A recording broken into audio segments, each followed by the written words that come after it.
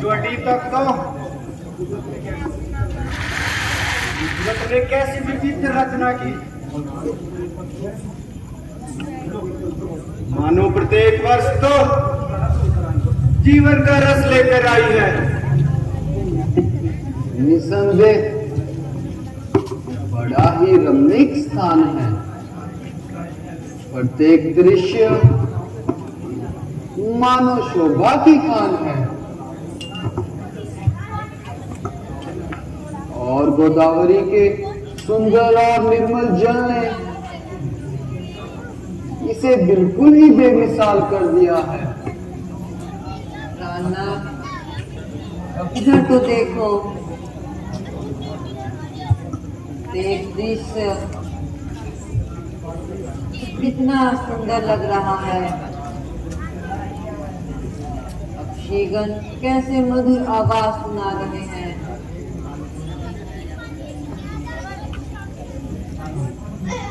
क्यों ना हो, संयोग की अवस्था का ऐसा ही रूप होता है प्रिय जी।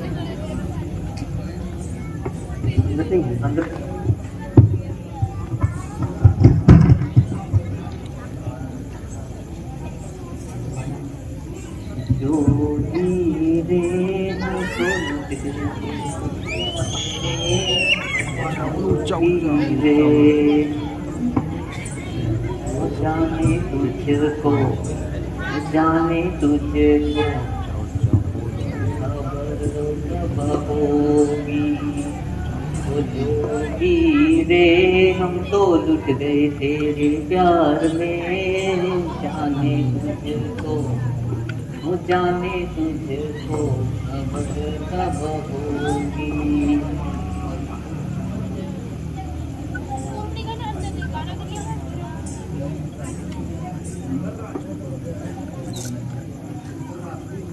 सुंदर राजकुमार, तुम कौन हो? अगर कुछ हर्ज ना हो तो अपने वंश से परिचित कीजिए। देवी, हम महाराज दशरथ के पुत्र और अयोध्या के रहने वाले हैं और कुछ समय के लिए वनों में रहने आए हैं। ये सीता जी हमारी धर्म पत्नी है और ये लक्ष्मण जी हमारे छोटे भाई हैं। यदि आप बुरा ना माने तो आप भी अपना निवास स्थान और नाम बता दीजिए। मैं लंकापति महाराज रावण की बहन हूँ। मेरे भाई खर और भूषण का यही साम्राज्य है और मेरा नाम शूर्पणखा है। तो आप इस प्रकार भटक क्यों रही हो? मैं फिर रही हूँ पति की खोज में। मेरे योग्य आज तक कोई वर नहीं मिला, इसीलिए मैं कुंवारी हूँ। किंतु देवी, वर के खोज करना तो माता पिता या भाई बंधु का काम होता है। स्त्रियों को अकेले घूमना नहीं चाहिए। श्याम किशोर, तुम कितने भोले हो। यदि मैं घूमती ना तो तुम जैसा सुकुमार कहाँ से मिलता। नहीं देवी, हमारा तो विवाह हो चुका है। अरे जरा इधर तो देखो, ये काली काली पलकें, ये सुंदर सुंदर बाल, ये मस्तानी सी चाल और ये मीठे मीठे बोल। देवी, मैं विवश हूँ। यदि तुम्हारी यही इच्छा है तो मैं इसे पूर्ण नहीं कर सकता। हाँ, अगर लक्ष्मण जी इस बात को मान लें तो बहुत ही बड़ी खुशी की बात है। इसीलिए आप इनके पास जाएं और मन का अभिप्राय बताएं।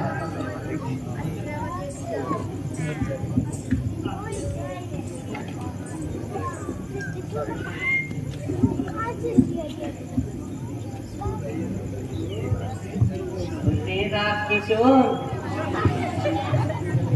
उससे तो केवल मैं छेड़छाड़ कर रही थी। वास्तव में मेरे योग्य तो तुम ही हो। मुझे स्वीकार करो। जब तक जीऊंगी आपके चरण धोकर पीऊंगी। मेरी खुशनसीबी का क्या ठिकाना कि तुम जैसी मृगनयनी और चंद्रमुखी की तबीयत मुझ पर आ गई है। सुंदरी, मैं तो उनका सेवक हूँ और तुम्हें सेवक के पास से क्या मिल सकता है? ओहो, ऐसे निठुर हो गए। ये देखो मेरे कटीले कटीले नैन, ये लचीली लचीली कमर, ये कोमल कोमल शरीर। ऐसी सुंदरी को देखकर तुम्हारा मन नहीं लुभाता? देवी,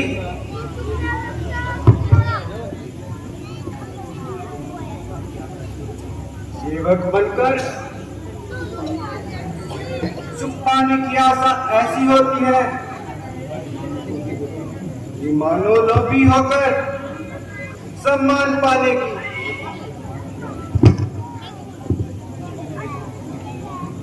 मेरे पास तुम्हारा निर्वाह नहीं हो सकता। मैं तो इनकी आज्ञा का पुजारी हूँ। आपकी और इनकी जोड़ी अच्छी लगती है।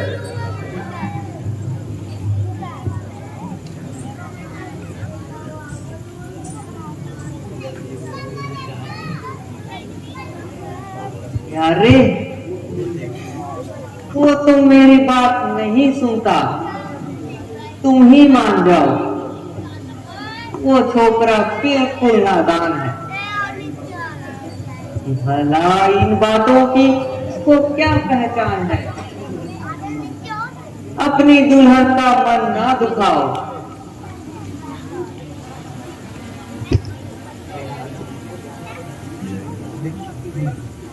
इसकी सकत पर तो मैं थूकती भी नहीं।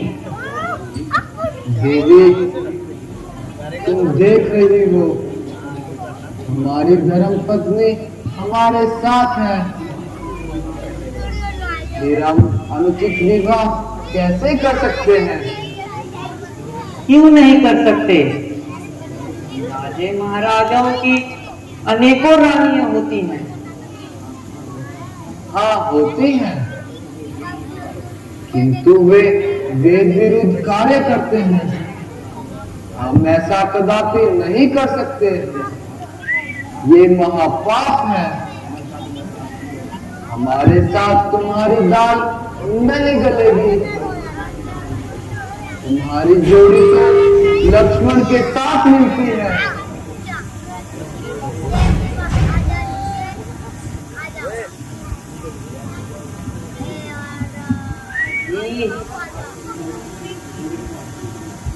ने किस निकोरे के पास दे दिया।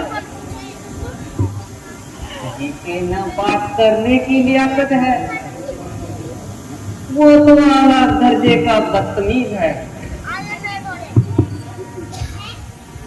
देखिए, भला मैं आपको छोड़कर कहाँ जा सकती हूँ? जैसा वो है वैसे ही उसको काली कलोटी मिल गई है। कहो, उससे विवाह करना स्वीकार है। सुंदरी, मेरे साथ तो वही विवाह कर सकता है जो अपनी लाज को तिनके के समान तोड़ दे। क्या तुम्हें मेरा कुल भी मालूम है? और क्या नहीं जानते कि तुम मेरे भाई के राज्य में बैठे हो? क्या तुमने आज तक रावण और प्रदूषण का नाम नहीं सुना? याद रखो, यदि अब भी इनकार करोगे तो बेमौत मरोगे। जाती है कि पिता हूं मौत का भाव।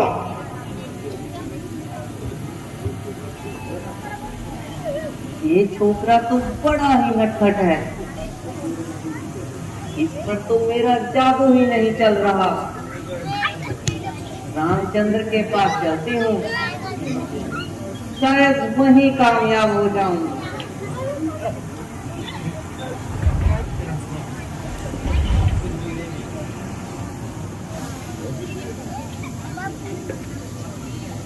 अजी, अब तो क्षमा कर दीजिए। तो अपनी शरण को बिल्कुल खो चुकी है। प्यार में कैसी शर्म? मेहरबानी करके यहाँ से चली जाओ। ये निगोड़ी जब तक तुम्हारे साथ है, मेरी इच्छा कभी पूरी नहीं हो सकती। पहले इसी की खबर लेती हूँ, बाद में आपसे बात करती हूँ। क्यों रे बेशरम, तुझको शर्म नहीं आती? क्यों बेशर्मों की तरह जंगलों में फिर रही है? मैंने तेरा क्या बिगाड़ा है जो तू मेरे सिर पर चढ़ रही है? लक्ष्मण जी, उसकी रग रग में शरारत टपक रही है। हमारा पीछा छोड़ा तो सीता के पीछे लपक रही है। इसको अपनी करने का फल नहीं मिलेगा, तब तक ये नहीं जाएगी। जाओ, अब की बात लक्ष्मण तुम्हारी बात अवश्य सुनेंगे।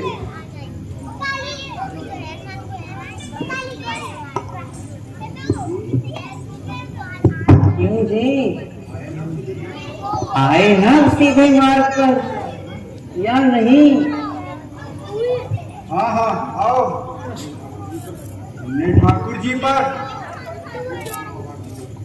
कठोर शब्दों का वर्ण चलाए हैं, उनका प्रसाद भी लेती जाओ।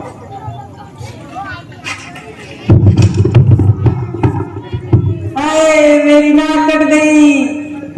हाय, मैं मर गई। हाय, मेरी नाक कट गई। हाय, मुझे अन्यायी ने नटखटी बना दिया। हाय, मेरी नाक कट गई।